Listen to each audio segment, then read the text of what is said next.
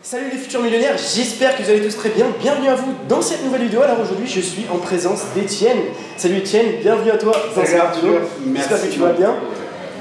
Restez bien dans cette vidéo, le reste arrive après le générique. Vous allez en apprendre beaucoup sur Étienne. Restez connectés, ça arrive juste après. En plus, il claque son générique.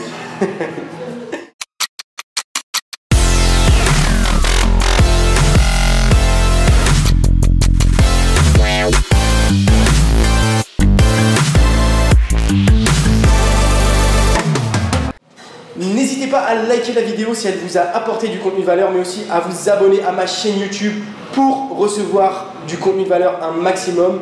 Abonnez-vous aussi à la chaîne d'Étienne, elle est centrée sur le développement personnel. Salut Étienne, j'espère que tu vas bien. Salut Arthur. Merci à toi d'avoir répondu à mon invitation pour la vidéo. Et je pense qu'on va apporter un max de contenu de valeur aux personnes qui sont derrière la caméra. Est-ce que tu peux te présenter et dire aux personnes qui ne te connaissent peut-être pas derrière la caméra qui tu es? Déjà, si vous ne me connaissez pas, je pense que vous avez loupé un peu votre vie. Je rigole. Donc ouais, bien évidemment, je peux me présenter, il n'y a aucun problème. Donc, je suis Étienne Mimi, anciennement connu sous le nom d'Étienne Purse, quand je faisais principalement du e-commerce et dropshipping. En fait, mon histoire elle est un peu atypique, j'ai envie de dire. Après mes études en 2015, en juin 2015, j'avais le choix, soit j'avais fait un master en audit finance et contrôle de gestion, et j'avais le choix soit entre aller trouver un travail et suivre un petit peu le chemin classique, celui dans lequel on est un petit peu confronté vis-à-vis de la pression un peu externe des amis, des parents, etc. Ou sinon, j'avais une envie, c'était de voyager. Et à cette époque-là, je m'intéressais énormément à l'Australie, etc. Et en fait, j'ai vu qu'il était possible d'obtenir un visa, Work Holiday Visa, pendant 1 an qui nous permettait de voyager en Australie tout en travaillant légalement. Et donc j'ai saisi l'opportunité, je me suis dit voilà, je pense qu'on n'a qu'une vie et j'aurai tout le temps de travailler plus tard, parce qu'à la base il faut savoir que j'ai pas du tout l'esprit entrepreneurial, et je me suis dit de toute façon je vais travailler 40 ans de ma vie, donc autant que je profite un petit peu, et après voilà, il y aura le temps pour taffer après.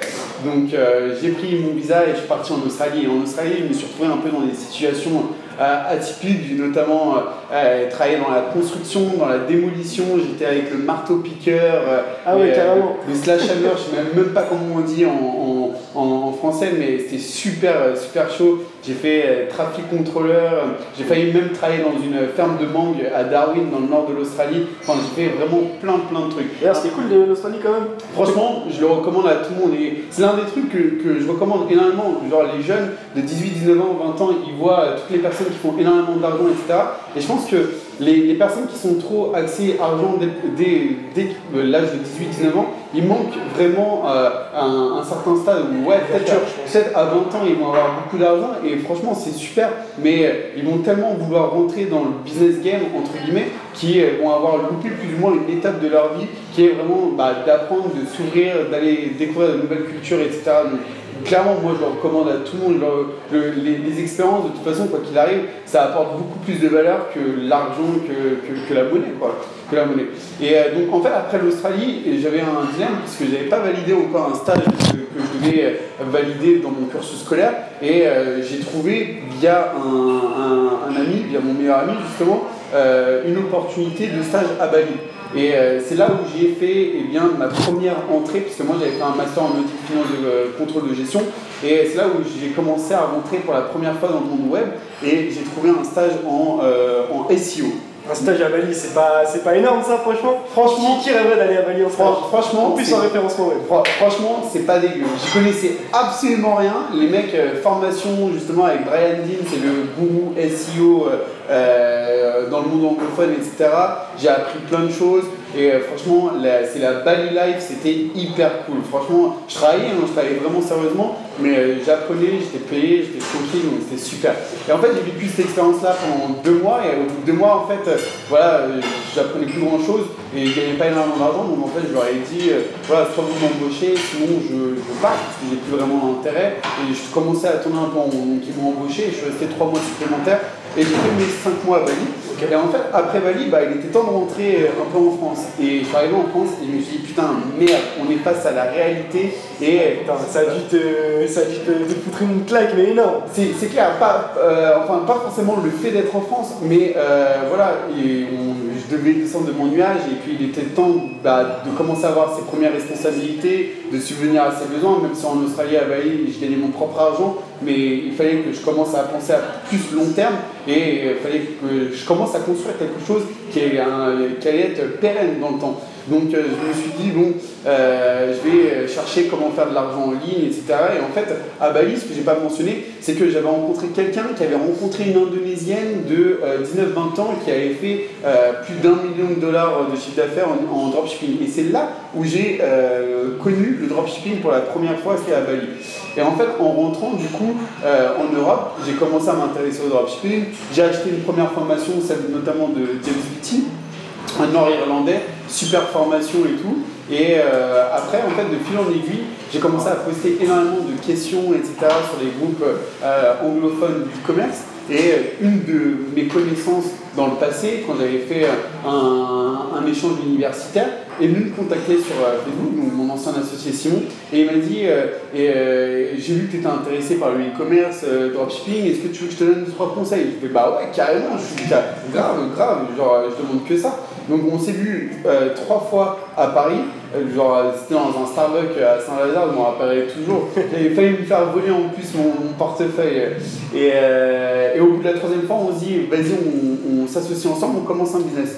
Et enfin, on a commencé le business du dropshipping, notre premier magasin. On l'a commencé dans un Starbucks et au bout d'une semaine, 7 ou 8 jours après, on a commencé à faire nos 1000 € de chiffre d'affaires par jour. Ah ouais, direct. Donc en fait, tu as commencé dans le dropshipping et boum, ça a accroché direct. Ouais, direct. En fait, parce que moi, déjà, j'avais. En gros, quand les personnes, elles voient seulement depuis les réseaux sociaux, etc., on a toujours cette appréhension, cette croyance limitante où on se dit, ouais, c'est peut-être du mytho, tu vois. Mais en fait, moi, je l'avais vu à Bali, et justement, mon ami, en l'occurrence, avait vu son back-end, avait vu ses chiffres, et il nous a affirmé, putain, les gars, elle fait plus d'1 million de chiffre d'affaires, plus d'1 million de dollars de chiffre d'affaires, donc déjà, ça te débloque, tu te dis que c'est carrément possible, quoi. Et c'est exactement ce qui s'est passé avec d'autres personnes quand je leur ai montré des chiffres, etc. Pour eux, ça les a débloqués. En fait, parfois, je pense que c'est vraiment ça qui peut les limiter. Alors, en fait, voilà, on a commencé à scaler tout doucement, et puis on a fait un peu plus de 2 millions d'euros de chiffre d'affaires en l'espace d'1 an. Et en parallèle, ce qu'on a fait, c'est qu'on a aussi développé une communauté e-commerce francophone qui s'appelle e-com Millionnaire et qui regroupe 17 000 membres. Donc c'est la plus grosse communauté d'e-commerçants francophones. Et on a aussi créé 3 apps en partenariat avec Matt D'Souza, un super développeur. Et voilà, on a fait vraiment plein de choses. Ok, c'est cool. Bah, écoute, je pense que c'est le moment de passer à l'entrepreneur quiz. Je laisse le générique passer et puis maintenant ça va être le bombardement de questions avec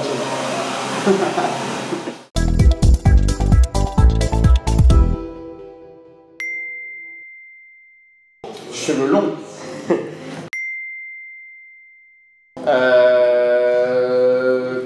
Coaching. Coaching pourquoi? Coaching parce que c'est beaucoup plus axé sur l'humain et l'individuel. Ok.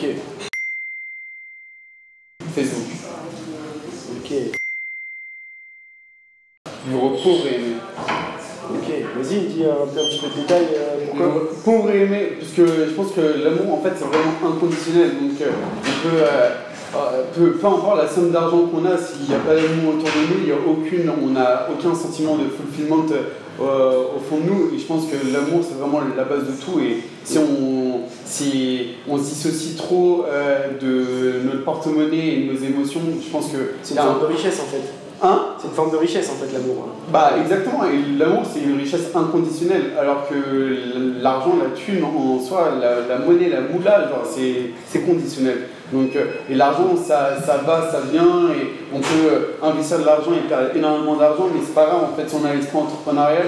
En gros, genre il y a 2 choses que vous avez, peu importe, et vous pouvez voir la plupart des gens qui ont beaucoup d'argent et qui se retrouvent en banqueroute du jour au lendemain, et au final ils redeviennent toujours millionnaires. Par exemple, prenez l'exemple de Donald Trump, il avait des milliards et des milliards, il a tout perdu, il a pu retrouver ses milliards. Pourquoi? Parce qu'il avait 2 choses. Il avait le mindset et 2, les relations. Mindset et relations, ça fait tout. Exact. Ok, c'est lourd. La muscu, c'est nul. CrossFit. J'avoue, quand je t'ai vu par terre sur ta photo Insta, je me suis dit merde. CrossFit. CrossFit, franchement, CrossFit, franchement, je vais mourir. Déjà que pour faire les jambes, mec, je suis à 4 pattes à la fin de ma séance, laisse tomber. Désolé, hein, mais la muscu, c'est pas pour les vrais. Merde, putain, je vais avoir les pouces baissés. C'est pas bien ça. Training jambes, squat et les fesses. Niché. Ouais. Et pourquoi? Pourquoi nicher? Parce qu'après, au niveau du retargeting, au niveau des séquences email, on sait comment parler à ses clients, c'est beaucoup plus facile. On n'a pas besoin de se casser la tête ensuite. Genre, ouais, on va trouver un produit sur la cuisine, un produit sur les enfants, etc. Il faut toujours adapter son discours. Alors qu'une boutique nichée, on a déjà un univers qui est construit autour de la niche. Donc, déjà, ça permet, quand le potentiel client arrive sur votre site, de se sentir un peu plus en confiance. Et la manière dont vous allez vous adresser dans tous les canaux de communication, que ce soit Facebook, Instagram, email, Messenger, peu importe, hein, même SMS ou je sais pas quoi, j'en ai rien à faire. Vous connaissez votre avatar client, donc c'est beaucoup plus facile. Et si je te dis boutique généraliste vers une boutique nichée? Carrément, t'en penses? Carrément. C'est parfois ce que je conseille, tu vois, genre, si t'as pas vraiment d'idée de quoi faire, lance un généraliste avec plusieurs produits, regarde ce qui fonctionne, ça permet de t'entraîner, de tâtonner un peu avec Facebook Ads ou Instagram, etc. Si tu vois qu'il y a un produit qui sort du lot, tu le sors, tu fais une boutique nichée autour de ce produit-là et c'est réglé. Genre, tu sais que tu as un produit qui fonctionne plus ou moins bien, t'adaptes un peu tout ce qui est les stratégies d'upsell, cross-sell, etc. par rapport à ce produit-là, te montes ton panier moyen et c'est réglé. Ok. Facebook, 700 000 € dépensés, yes. Et ouais, et je pense qu'il a beaucoup de choses à vous dire là-dessus. Hein. D'ailleurs, si vous avez besoin de publicité Facebook, c'est vers lui qu'il faut se diriger. Vous allez directement sur son compte Instagram ou sur son YouTube et vous lui posez des petites questions. Venez parler à papa.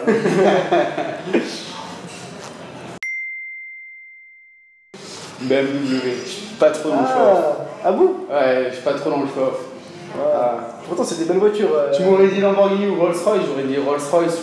Tu sais que j'ai hésité en plus. J'avais une conversation tout à l'heure, en fait, en termes de marketing, la Rolls-Royce, parce qu'on parlait justement de Sam Ovens. Si vous êtes dans l'internet marketing, vous connaissez probablement Sam Ovens. Il y a une de ses vidéos marketing où il se met en Rolls-Royce. Et je faisais une analyse marketing par rapport à cette vidéo. Et en fait, la Rolls-Royce, ça envoie une image d'élégance, de classe, contrairement à la Lamborghini qui est du show-off. Après, je critique pas les mecs qui sont Lamborghini, etc. On est tous là pour faire du marketing, etc. On a chacun nos stratégies, nos techniques. Mais moi, je serais beaucoup plus dans le côté classique. J'aurais dû mettre la Rolls-Royce. Ouais, la Rolls-Royce. Mais tu vois, j'ai quand même incorporé au sein de la vidéo. Alors là, question fondamentale. Moi je dis pas, moi je déconne. Moi je dis pas, j'en ai rien à faire. C'est dur. Les deux sont vraiment bien en plus. Hein. Je dirais en premier millionnaire Fastlane parce que ça vous permet d'avoir une image globale sur les trois différentes manières de penser et les trois différentes manières d'arriver à une certaine richesse. Après, il n'y a pas forcément des outils super concrets dans ce livre-là, mais au moins ça vous permet d'avoir une idée globale de comment atteindre la richesse rapidement et de mettre en place dès maintenant des stratégies qui vous permettront. L'idée, c'est pas forcément de faire un max de cash du jour au lendemain, mais c'est vraiment de comprendre le fonctionnement de l'argent. Et si vous avez 2000 € qui dorment sur un compte, c'est mauvais, quoi. C'est hyper. C'est deux grands classiques, hein, dans tous les cas. Ouais, c'est deux grands classiques, ouais. Ok, là aussi, question fondamentale. Jeff Bezos ou Mark Zuckerberg, c'est difficile. Vu que je suis plus dans l'e-commerce et Mark Zuckerberg m'a quand même mis pas mal de bâtons dans les roues en bloquant des comptes publicitaires, etc. Je ne vais pas voter pour lui, mais je vais voter Jeff Bezos.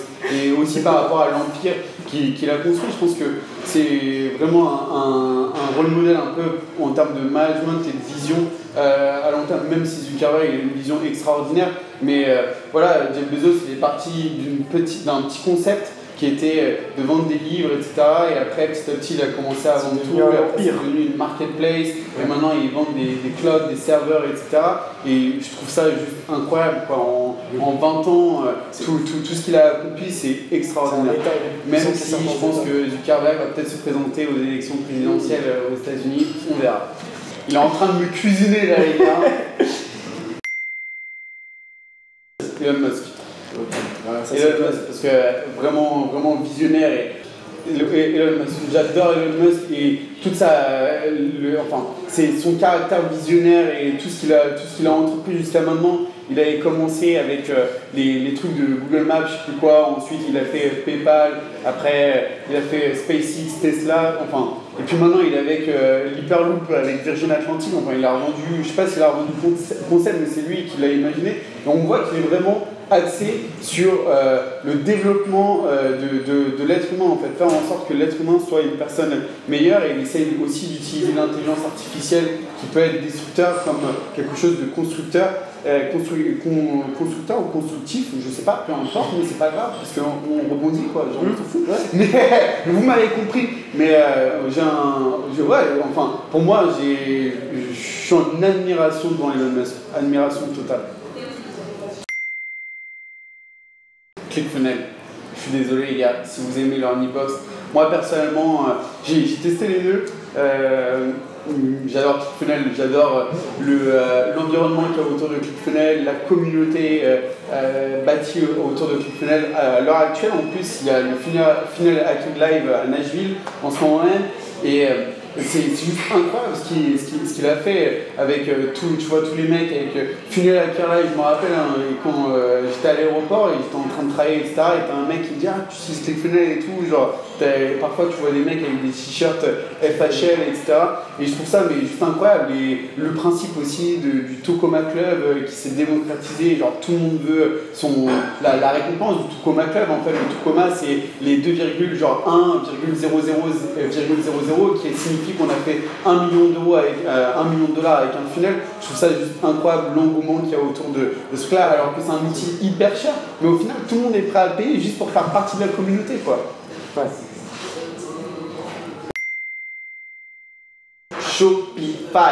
Shopify, moi j'aime pas WordPress parce que c'est trop difficile.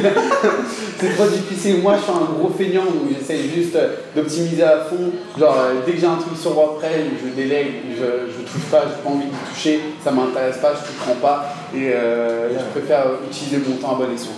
Non, en fait c'est pas pour finir parce que j'ai encore quelques questions. Putain, mais je veux pas me lâcher quoi. Je regarde que tu regardes ça là-dessus. Non, j'ai pas regardé, je touche pas moi. Présent. Faut pas se concentrer sur le passé, parce que ce qui est passé, de toute façon, et c'est juste une projection de qui on était avant, et pareil sur le futur, si on est trop axé sur le futur, bien évidemment, il faut savoir dans la direction dans laquelle on va, mais il faut profiter de l'instant présent, maintenant, parce que ce temps-là, il reviendra jamais. Qualité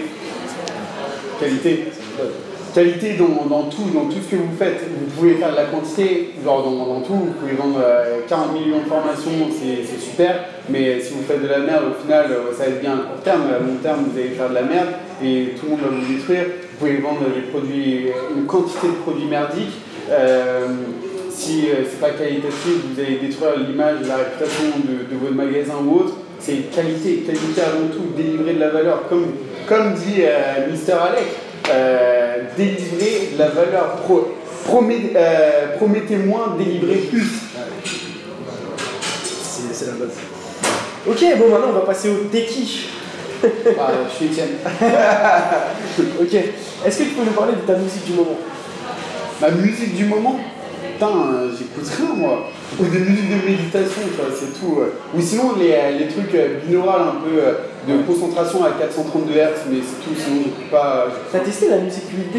8D non. Tu fumes de la vie toi? Non, n'importe quoi. Pourquoi ça nous on m'a démasqué. Oh, on va couper.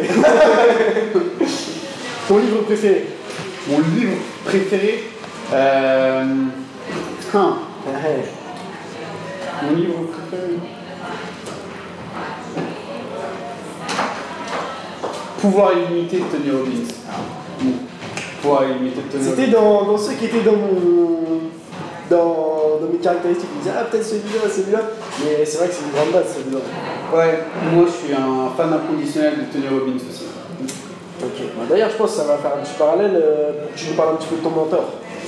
Mon mentor, ouais, bah clairement Tony Robbins. Ouais. Tony Robbins, je vois ses paroles, Après qu'on soit ou non d'accord, j'adore son approche. Je m'intéresse aussi énormément à la PNL, qui est la programmation neurolinguistique. Comment c'est schéma de croyance. On fait une parenthèse, mais ça n'a rien à voir avec le groupe de musique de rap en PNL. Non, il y en a plein qui m'ont dit PNL, putain, mais de quoi tu parles et tout. Dans la PNL, la programmation neurolinguistique, en fait, c'est juste comment changer ses schémas de croyance dans sa tête pour avoir une perception de la réalité différente. Et j'adore son approche, enfin, le nombre de personnes qu'il a impacté, la manière dont il contribue aussi avec ses associations, etc. Donc, clairement, Tony Robbins. Ok, c'est lourd. Ta couleur de billet? Couleur de billet, violet. Est-ce que tu peux parler d'un moment marquant de ta vie? Un moment marquant de ma vie? Ouais, bah, si on relate un peu par rapport au e-commerce, je pense que c'est quand j'ai atteint le million, tu vois. Je pense quand j'ai atteint le premier million de chiffre d'affaires. C'est peut-être bête, mais on est là, on est en caleçon derrière notre ordinateur depuis chez soi et son salon. Et puis tu vois sur ton dashboard que tu as atteint 1 million de chiffre d'affaires. Tu te dis, mais c'est un truc de ouf, quoi. C'est un truc de ouf. Il y a des mecs qui font beaucoup plus, donc c'est pas bon de jeter des faniens, mais c'est là où tu commences à te dire, bah, tout est possible, quoi. Ouais, d'ailleurs, c'est le défi de la chaîne.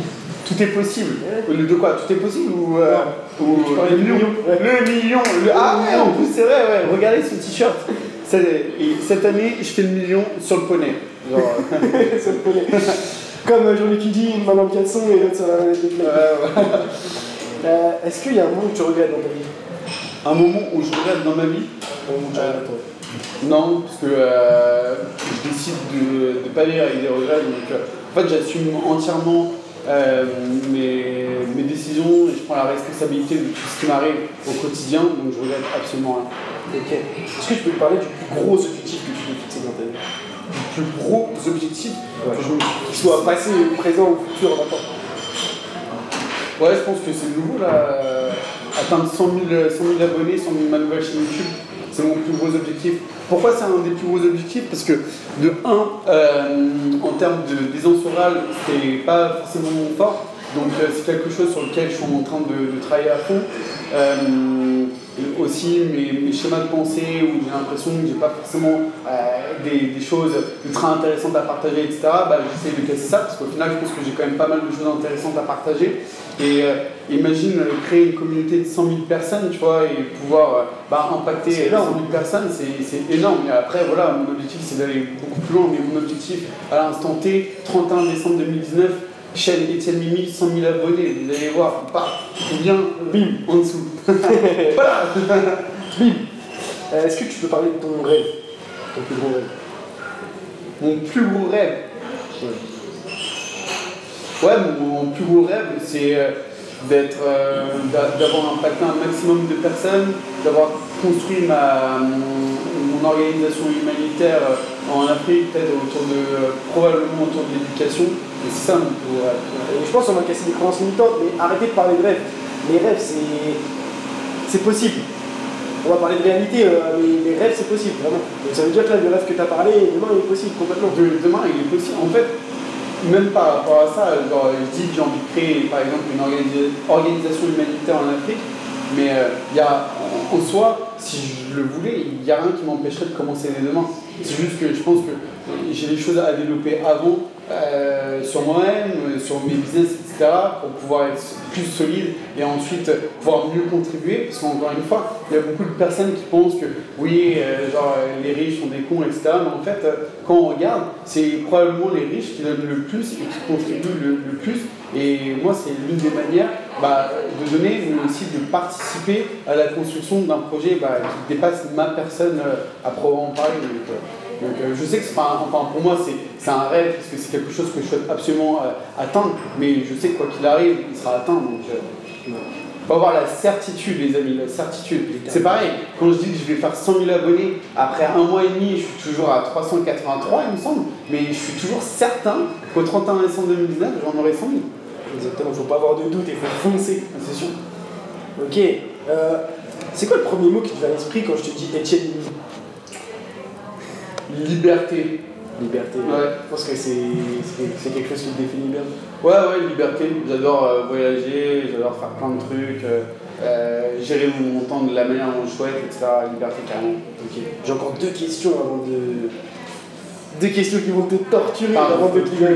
On est au goulag, les gars. Putain, on est en Russie, là. Bac. Il fait chaud, on bronze, En fait, vous voyez pas, mais là, il y a les cocotiers derrière. Ouais. Il fait 38 degrés, on est au Mexique. Est-ce que tu peux parler de ton enfance en un mot? Non. Non, je déconne. Tu m'as fait douter en plus. Genre le mec trop sec quoi. Enfance en un mot. Ouais. Putain, c'est dur hein. Ouais. On parle juste de ton enfance comme ça, genre rapidement. Vous avez vu, j'ai réussi à le faire bloquer un petit peu. Bah ouais. Parce que en fait, je pense que c'est très facile de se mentir à soi-même et aussi de donner une image qui forcément ne reflète pas forcément. Et je pense que c'était une enfance timide. Une enfance timide. En général, on voit pas mal de gens qui ont un contraste entre leur vie actuelle et toute leur enfance, de ce qu'ils ont enduré, etc. Ouais. Et je pense que ça fait vraiment une force lorsqu'on a eu une enfance pas forcément difficile, mais lorsqu'on a connu des moments durs, etc. Et aujourd'hui, on est spartiate grâce à ça. Quoi. Ouais, après, tu vois, c'est ce que j'ai tendance à dire.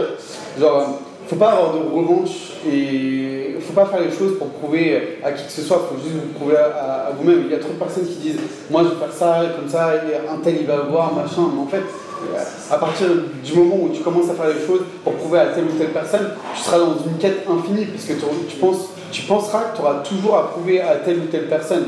Et en fait, il faut juste se prouver à soi-même, et c'est ça le plus important, selon moi. Hein. Après, vous partagez ou partagez pas, j'en ai rien à taper.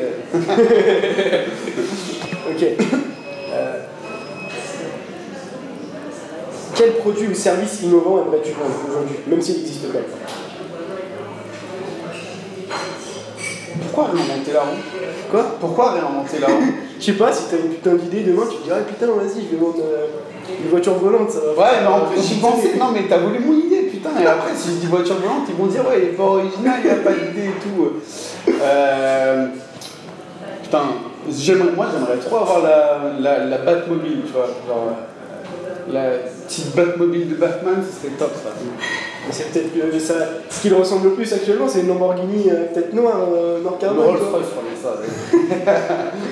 Ok, les amis, maintenant on va passer à la question what the fuck. What the fuck? Ah putain, ok, alors la question what the fuck, on te donne un éléphant, tu peux pas le vendre, tu peux pas le donner, qu'est-ce que tu fais de l'éléphant? Je me balade avec. Tu te balades à Bali avec? Ouais, tranquille. Ok. Mais je le traite bien par contre. Et il sera pas maltraité. Je me suis dit merde, vous imaginez s'il répond ouais bah moi je le mange. Ah je suis végétarien les gars donc c'est mal barré. Ouais, ok. Etienne, est-ce que t'as un mot pour terminer, non? Quelque chose à rajouter avant que je coupe là? Bah ouais, votre objectif, s'il est millionnaire, il faut que vous ayez un objectif beaucoup plus grand que l'aspect monétaire. Genre peu importe, en fait, il faut fixer les intentions sur ce que vous voulez réellement et ce qui vous nourrit pleinement, mais vous ne lancez pas forcément dans un business, bien évidemment. Et ce que je dis tout le temps, moi j'ai commencé le dropshipping et l'e-commerce pour l'aspect monétaire parce qu'il fallait bien faire du cash à un moment donné, mais le dropshipping c'est un super moyen de commencer à faire du cash à long terme. Je ne sais pas si la chaîne elle n'est pas forcément axée dropshipping, e-commerce ou autre, mais peu importe ce que vous entreprenez, ayez quelque chose qui vous dépasse, parce que en fait l'une des raisons pour lesquelles les personnes ils abandonnent aussi facilement, c'est parce que ils ont que leur intérêt personnel dedans, tu vois, donc ils n'ont pas de commitment, d'engagement envers telle ou telle personne.